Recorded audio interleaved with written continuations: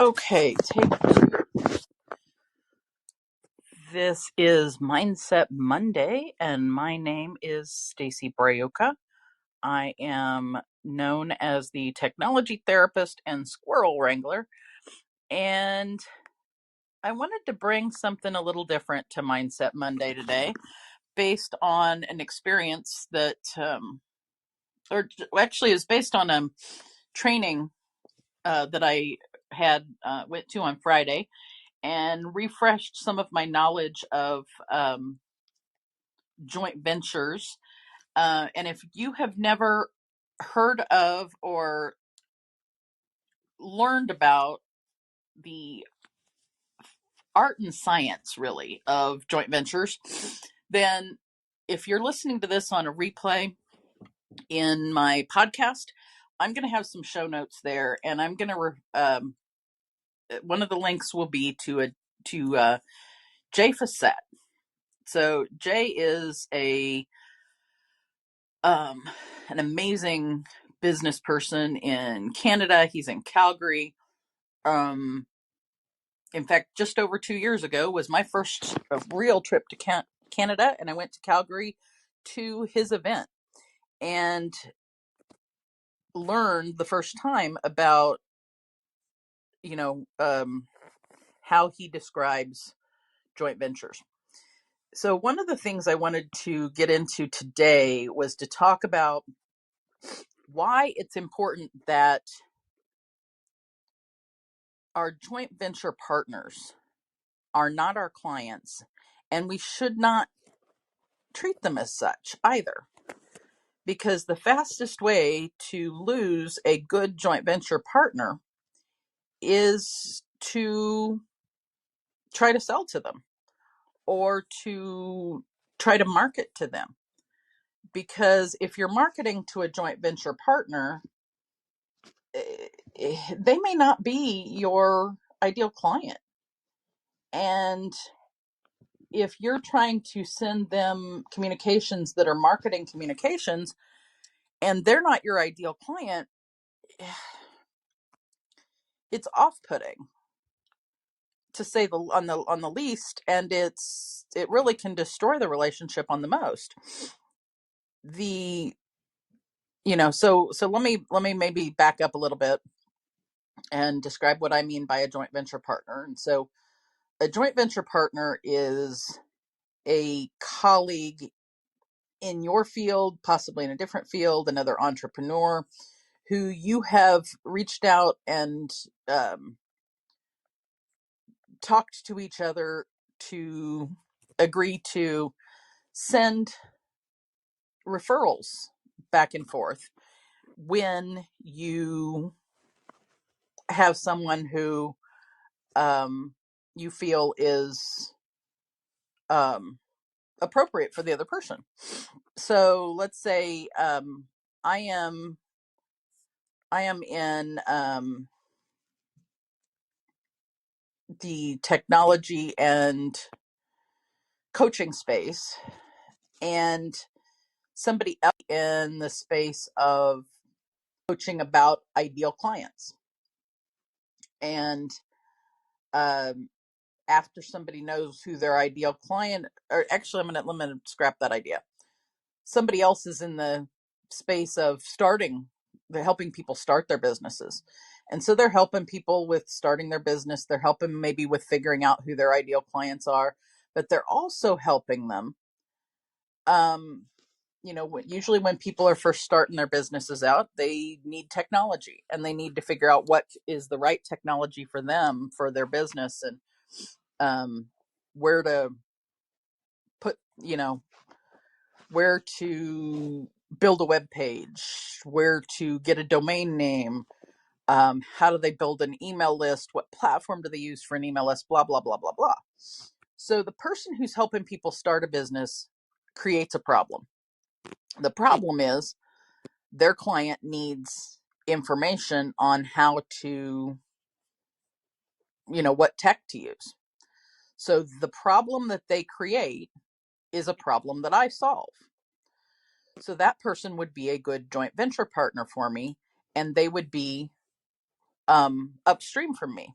because they create a problem upstream from where I solve the problem. So the stream is the client's journey. And hopefully I'm not bastardizing this information too much from Jay. I'm kind of putting it through my Stacy lens and putting it out here. So your mindset is that joint venture person is sending you clients. They have the potential to send you lots of clients. Well, then if they send you a client, frequently what happens is somebody sends me a client, the client buys a package, I send the person who sent me that client a referral fee back or an affiliate fee. It's not always money. Sometimes it's different ways that gets exchanged. But basically, it's kind of, you send me people, I'm going to send you something. It could be I send you a bottle of wine or your favorite chocolates, or who knows, right? So it's, you send me people, I send you something in return as in my gratitude for sending me clients. And then there's people downstream from me. So I help people with figuring out their technology and such, and getting their work life. I also work on work life balance, because I am in fact a therapist. I don't just describe myself as one. I help them work on work life balance, with my formula. And so the problem I create for people is, okay, they've got their tech together. Now they need to get out there and reach clients. So the problem I create is, now they need to know how to do things that make their tech run in the background. In other words, they need to fill up their lead. They need to get leads and fill those up with, do lead generation to fill their email list up so that then they can go forward. So I may refer my clients, who are my tech clients, then on to somebody who can help them with lead gen.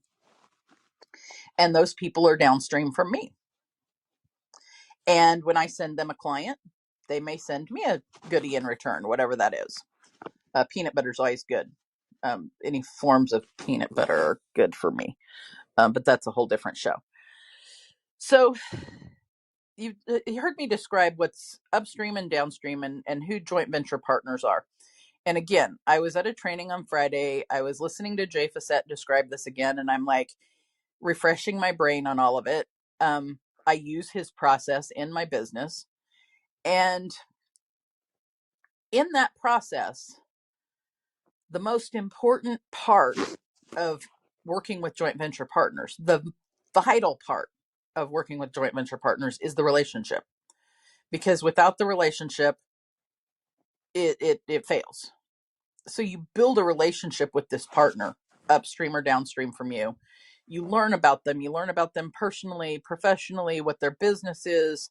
You might have coffee with them. You might have a glass of wine with them. You might have a glass of whiskey with them if you're me. Well, not to say that I do that a lot, but I do like peanut butter whiskey. Anyway, there I go digressing again. That's what it is for a Monday. But so the mindset is the relationships are important for JVs. And the JV relationship is, you send me people, I send you something in return. And we help each other with referrals. The mindset with a client is, you are a lead that has come into my funnel. I'm going to send you information of value. I'm going to send you information of value. And then I'm going to offer you something. I'm going to extend an offer to you of, hey, if you want to work with me, if you want me to support you further down the road, here's the 4-month program I offer, and here's how much it costs. And you're going to send me marketing materials. You're going to send me information about your events, etc. In no way are those two things the same. So I'm, Mindset Monday. In my world, it's Mindset Monday. And I'm sitting here thinking about the mindset of the difference between a joint venture partner and a client. And joint venture partners are not clients, and clients are not joint venture partners. Now, I'm going to throw in the caveat, except when they are. Because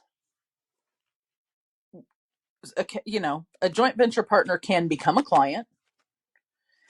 They become a client generally when they say, hey, that thing you sell people that I send to you, I want to buy it. They basically opt themselves in. It's not because you've been marketing to them. Okay, so I'm going to say that can happen. A joint venture partner can become a client, but it's not generally because you have the mindset to market to them. And clients could become joint venture partners because as you get to know them, you get to know what they do and things, and you may start sending them referrals, and then they send you things back. But I think the thing that I really wanted to hit on today is the crux is if you have a joint venture partner and you are sending them, they're on your email list for some reason, and you're sending them marketing material. And that's all well and good if they opted into your list, just like anybody else opting into your email list. That's great. When that person if they choose to not to remove themselves from your list or unsubscribe, it may be just like there are multiple reasons for people unsubscribing. It could be because they just want to clean up how many emails they get. I don't know about you, but I literally get 200 plus a day in emails. And I've got to constantly be looking at cutting those down, because if you're in your email list more than 15 minutes a day, you're spending way more time in your email list than you should. Now, that particular tip is for later this week when we get to Take Time Thursday or Formula Friday. We'll get into productivity, but your productivity tip for the day, if you're spending more than 15 minutes in your inbox, you're spending too much time in your inbox. Email, I'm not saying email is not effective for marketing. It's great for marketing. It's great for marketing to your ideal client. You don't want to market to your joint venture partners. Your joint venture partners, you want to send them messages on whatever platform you're going to communicate with them, but you're going to send them different kinds of messages. The messages may say, hey, Stacy, can you send out, would you be willing to promote my event, blah, blah, blah, blah, blah. And that may or may not be an email. And just, I know that myself for email, I don't generally, I don't like email a whole lot. I use it. I am on people's lists that market to me. I use it for that because they're providing something of value, or I'm watching for their event they have. But I'm also watching their LinkedIn feeds. I'm watching their Facebook feeds. I'm getting text messages from them. If I'm interested in watching for their event, I guarantee you I'm going to be stalking their webpage looking for their event. I'm going to find their event. I don't have to be on their email list for that. So I just want to open now. I think, after I've spilled my guts here, and it's about mindset on the mindset of what a joint venture partner is and what a client is. And I would love now, actually, there's 18 people in here. I'm hoping that one of you has some ideas on what a joint venture partner is and what a client is, and kind of just experiences you might have had with joint venture partners or clients, and whether kind of what you've done in developing joint venture partners, or what you do to communicate back and forth with your peeps that you're connected to. So I'd love to have somebody come join, click that button and jump in. Let's make this a conversation versus a Stacy is talking. Um, if you just joined, my name is Stacy Bryoka, the technology therapist and squirrel wrangler. And today is Mindset Monday, and I am talking about why joint venture partners are not clients, and the mindset of how to approach a joint venture partner versus the mindset of how we approach clients. And um, I'm if you're listening to this on my podcast on replay, please look at the show notes and you'll find a link to the source where I have received this knowledge in my head. This is, what I just described earlier is not necessarily my knowledge. It is me describing what I have learned from a gentleman named Jay Facette, who is brilliant when it comes to joint ventures. And I have learned a tremendous amount in business in the last 2 years, being involved in his programs. And I was at an event Friday listening to him, and that's kind of what spurred me to, um, put this in as the topic of the day today. So I actually will be sending. I'm actually going to send this. I'm going to see. Uh,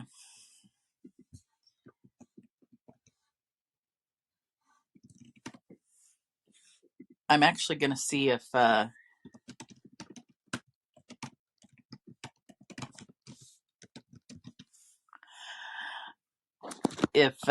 Jay is around in the world, and if he happens to pop in the room, then I'm gonna see if he has a minute on stage. He may not. He's a really busy guy, um, but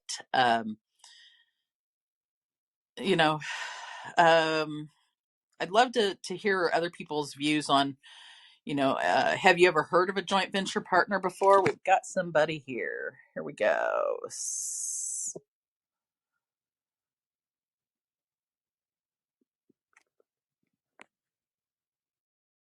Is it Said? Yeah, see, correct. Share direct though. Nice. Hey, thanks for joining me, Said. Hi, how you doing today? I'm doing great. How are you? I'm well. I'm good. Good. Good. Okay, so I was listening to you. I was hoping to, mop up a few knowledge about what you were going to say about joint venture partners and your actual clients, because in this part of the world, okay, I didn't introduce myself properly. My name is Shea. I work with financial technology in Africa, somewhere in Africa. That is Nigeria, to be precise. So I wanted to actually get a bit more knowledge because I'm setting up a new um, business right now because I've been working with different fintechs for a while and I've been adding value to different people's businesses, and I thought it was about time I take up the notch and try to do something for me, something I feel passionate about. So lately I've Uh-huh. been developing a solution that helps educational institutions to simplify their processes and make it as seamless as possible, giving them technological solutions that make everything work like clockwork. Oh, nice. So, and I heard you mention a few things about joint venture partners and clients, because at the moment I have a joint venture partner that became a kind of joint venture partner from learning about my product and being and saying, you know what, I love your product. A merger or a combination of yourself and myself would add value. Sorry, I'm on the Mm-hmm. road. I'm driving. Would add value to. I'm driving Stay and I've got safe. my Just headphones stay on. safe.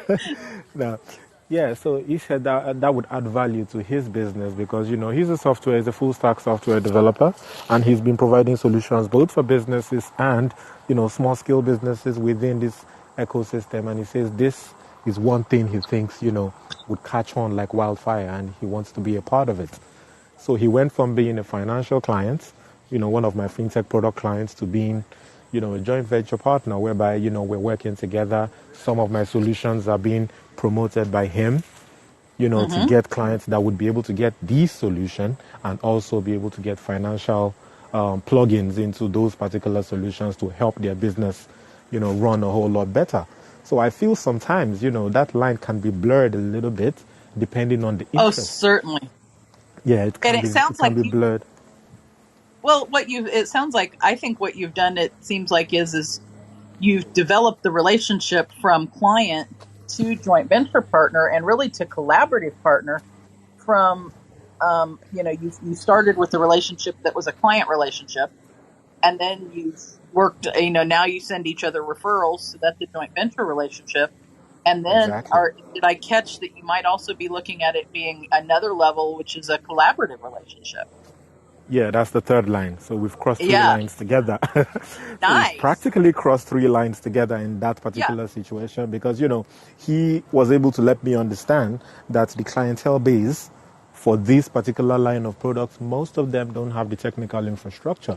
Most of them cannot keep a software developer or somebody in-house 24/7 and be paying the Right. person a full salary. They would rather get somebody on a contract that would get it Uh-huh. done for them, put them through the processes, and would only come in from time to time if they have any technical difficulties to handle trainings and all those little aspects of it. So that's what he provides. So he found that niche for himself to say, yo, you know what? You might not be able to afford a developer in-house full time, but you can put me on a retainership. I'll help you make sure that all your systems are working well. Everything is properly backed up. You have, ways of solving problems. If you have any issues, I'm available to, send somebody to come help you out or remotely from wherever I am. I'll make it work. Those kind of things. So he says if we're able to tackle the market in a way whereby some certain people, they have the technical infrastructure to make it happen, all well and good. But for those that do not have the infrastructure to make it happen, we can provide the support at an additional fee. Whereby they say, Hmm. fine, you know what, if we don't have to keep you full time and we can give you a certain fee, as a premium on the normal cost of the infrastructure, we will gladly pay that fee and make it possible for us to have this thing working, seamlessly across all the different aspects of the institution. And they make it happen and they make it work.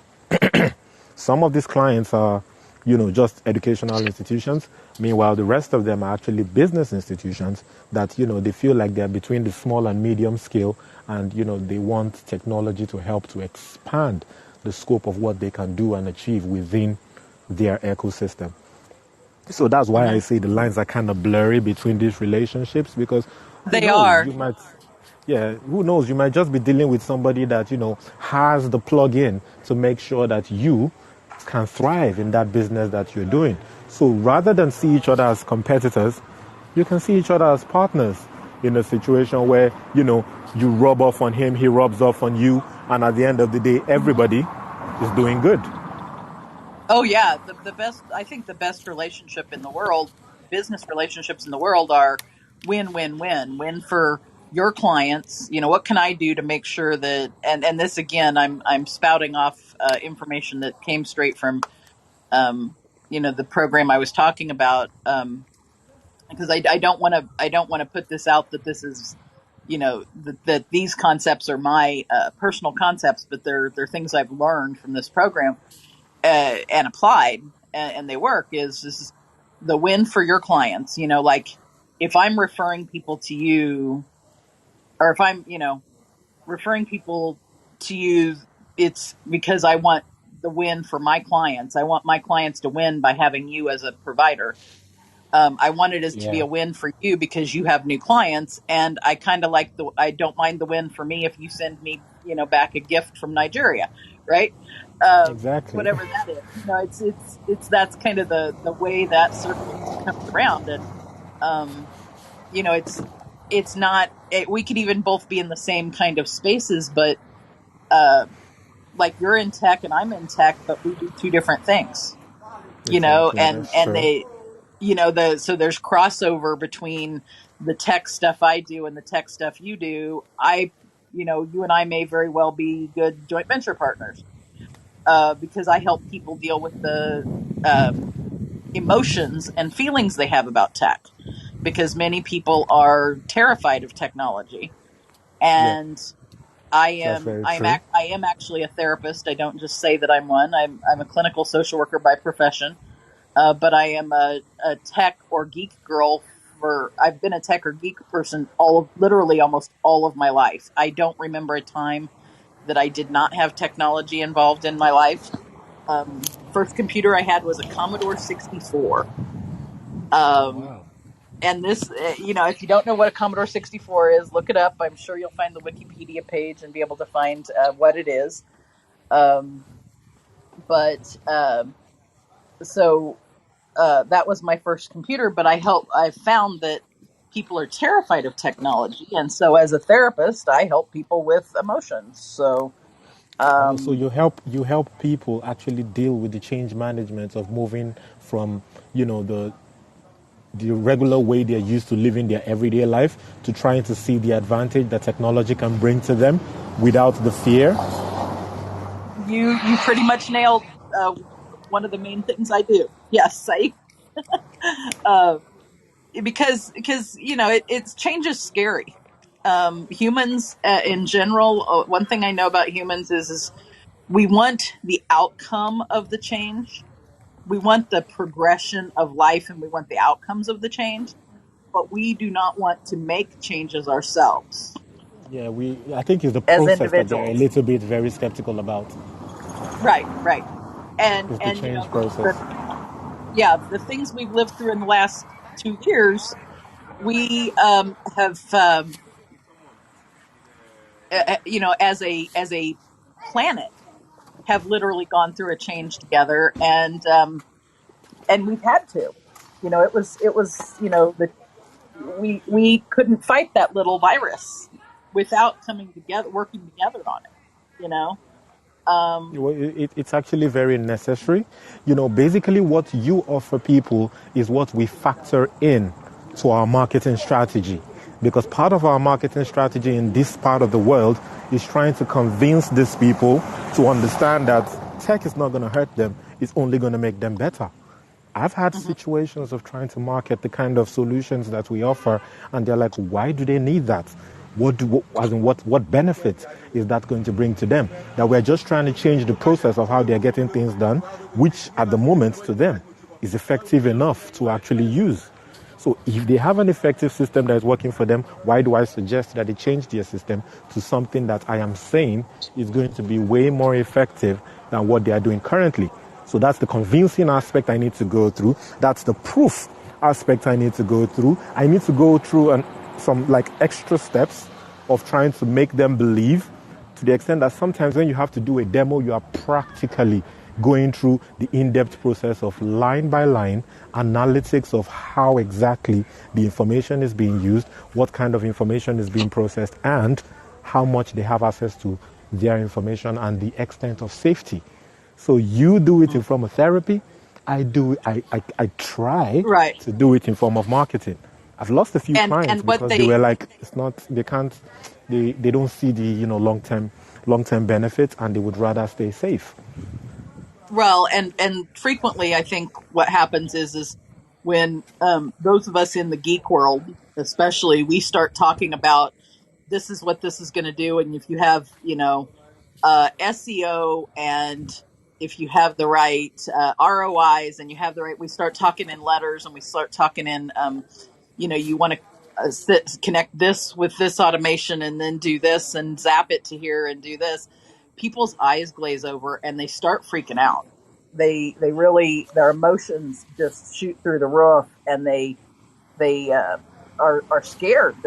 They're frankly just terrified of, Yeah, because at they that don't point, you would understand know all when they zone we're talking out. about. Yeah, At they that zone point, you out would because know when they zone out and they're like, nah, this is a bit too much.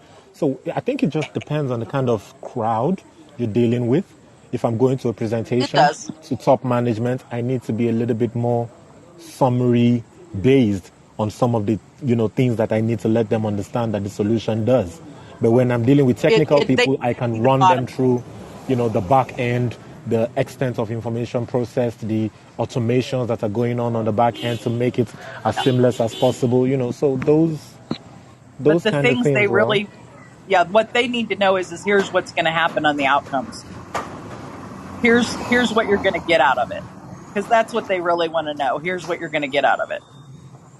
Because when we get into the weeds, then they glaze over, their eyes glaze over and such. But I really love how you described what you and your colleague did for, and I'm just kind of wrapping us back in to the topic of joint venture partners not being clients and clients not being joint venture partners, and um, in the sense of, you know, they don't always start as one. You know, they may start as one or the other, and yes, we could cross the line into the other.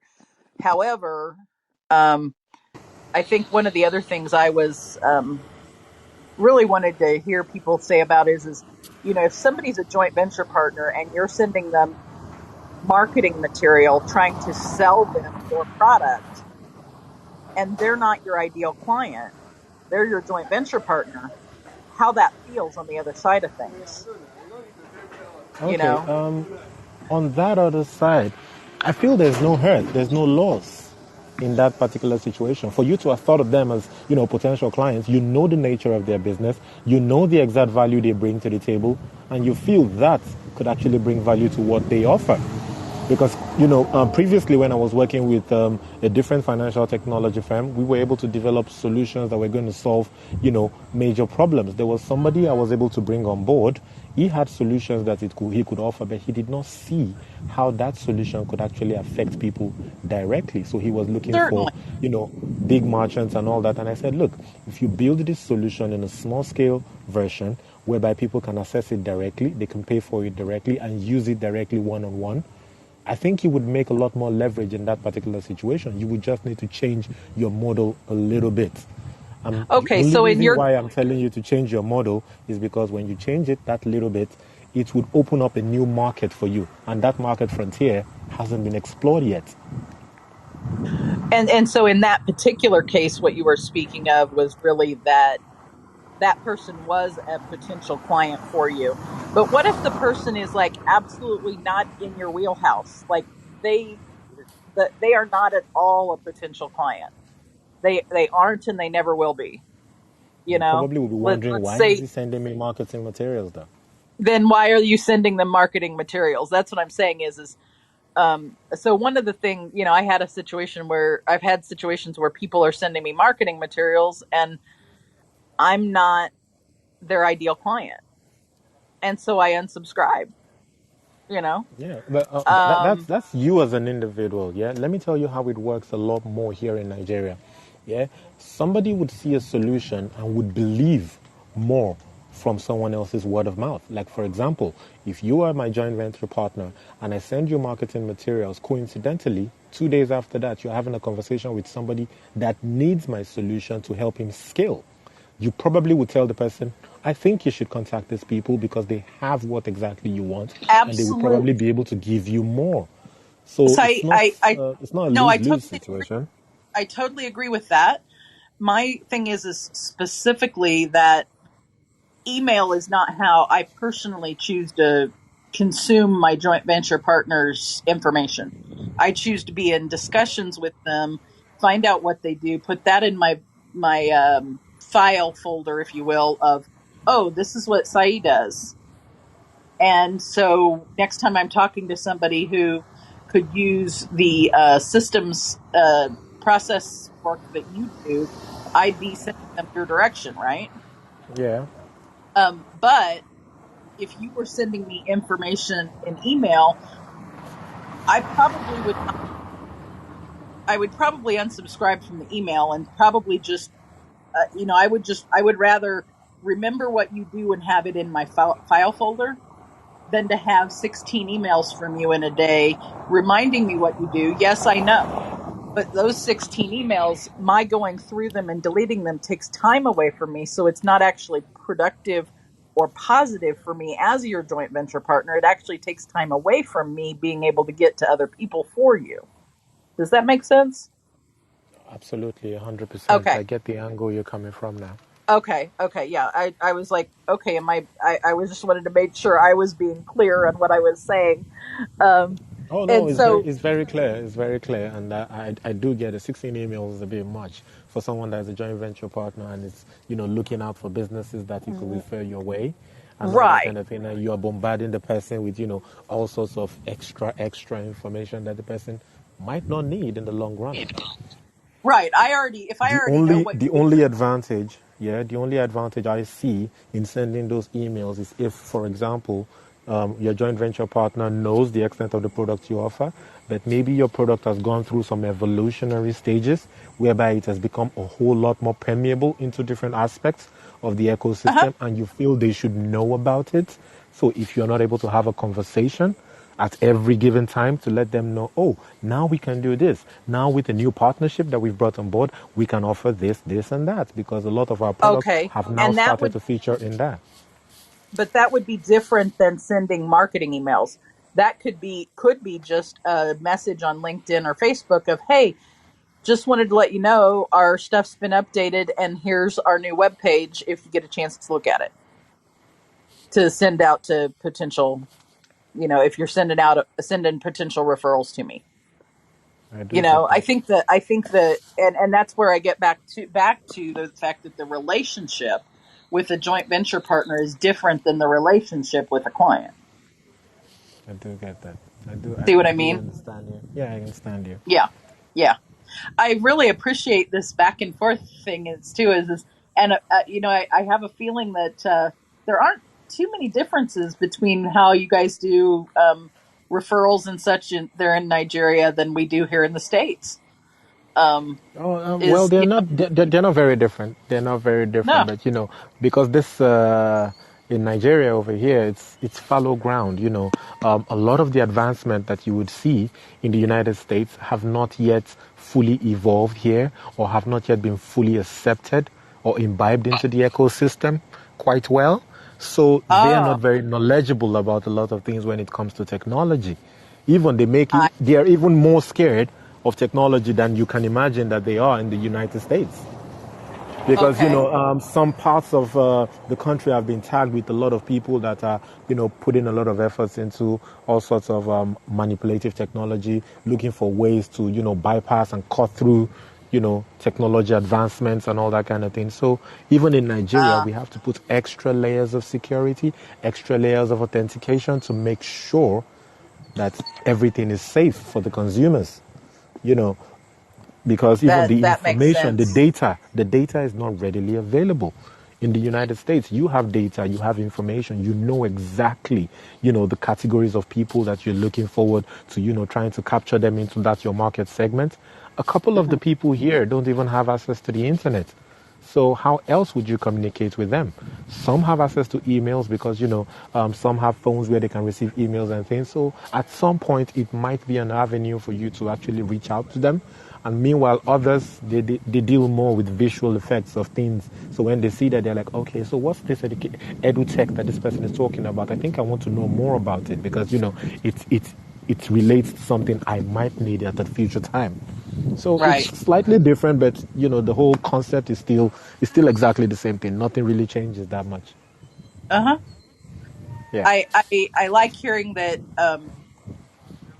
the similarities and the differences. Uh, I love that there are people working on the cutting. It sounds like you're working kind of on the cutting edge of things, helping people really bring their technology use up for their productivity and for their business and for their safety, and Yeah.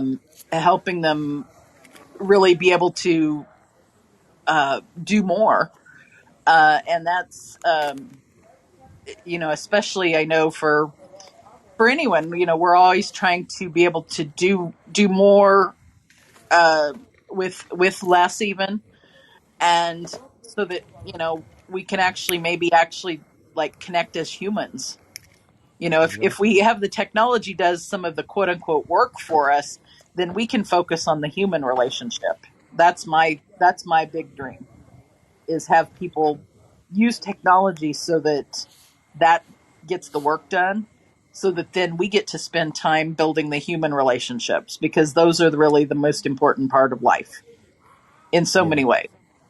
In so many ways. But Yeah. we've gotten to notice that, even Yep. trying to build the technology so that you can have time to deal with the human to human relationship, to Yep. some extent, it's also creating blurry lines because technology is taking over everything.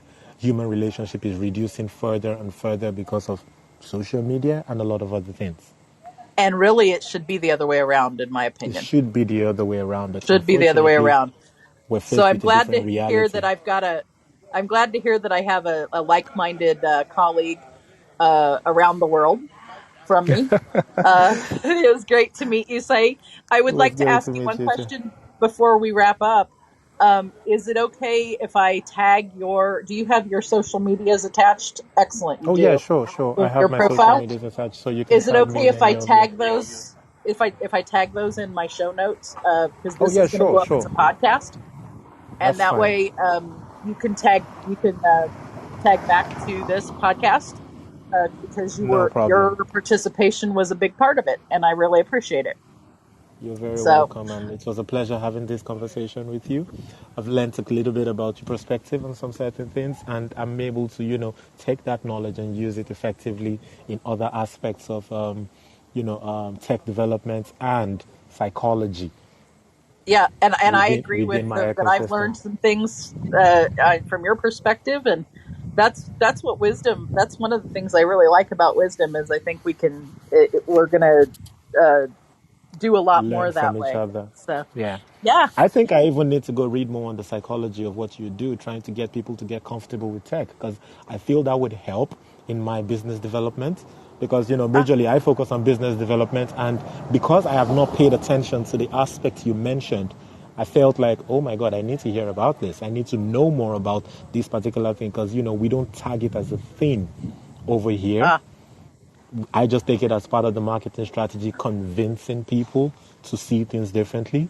But, you start by making baby steps. So if I know a little bit more about the psychological aspect of trying to get people to see things that way, it would probably help my marketing strategy.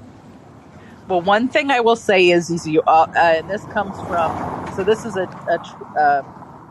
one of my core values I bring from being a therapist, and I don't know. Hopefully, it might help you. Is start where the client is. Start where they are. Don't start where you want to convince them to be. Start where they already are. Yeah, Because that's if you start where they very are, they're more likely to follow you as opposed to glaze their eyes over. true. So that's one piece. Um, Thank you and very much for the so idea.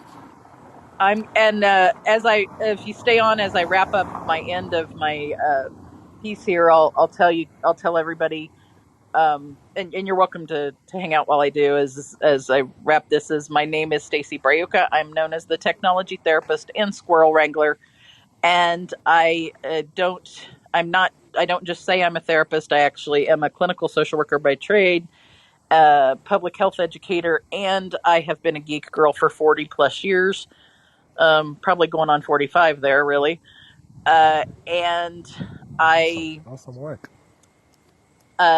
I have a program called Find Your Formula where I help people find and balance their life formula, um, and the different pieces so that they can balance their work and life so they can get more done, but also spend more time with doing the things they love and being around those they love.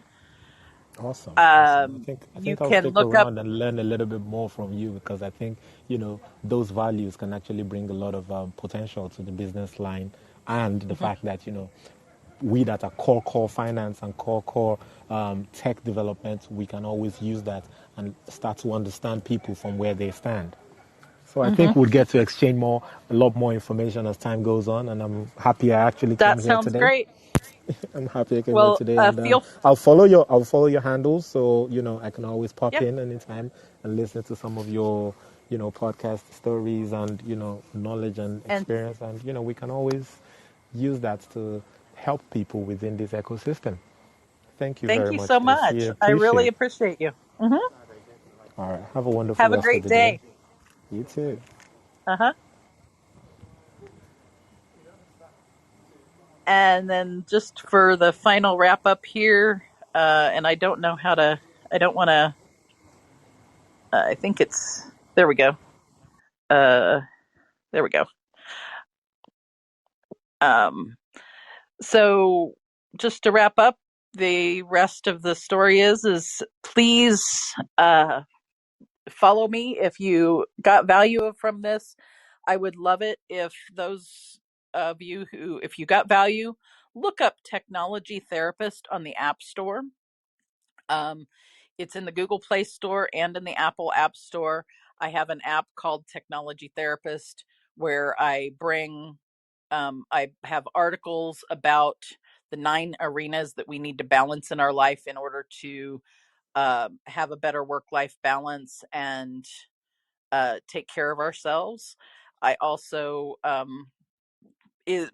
podcast is connected there, and you can send me messages through Facebook Messenger within that app, and also set there's a link to my calendar to schedule time with me as well. So Technology Therapist is the name of my podcast. It's also the name of my app, and it's what people call me.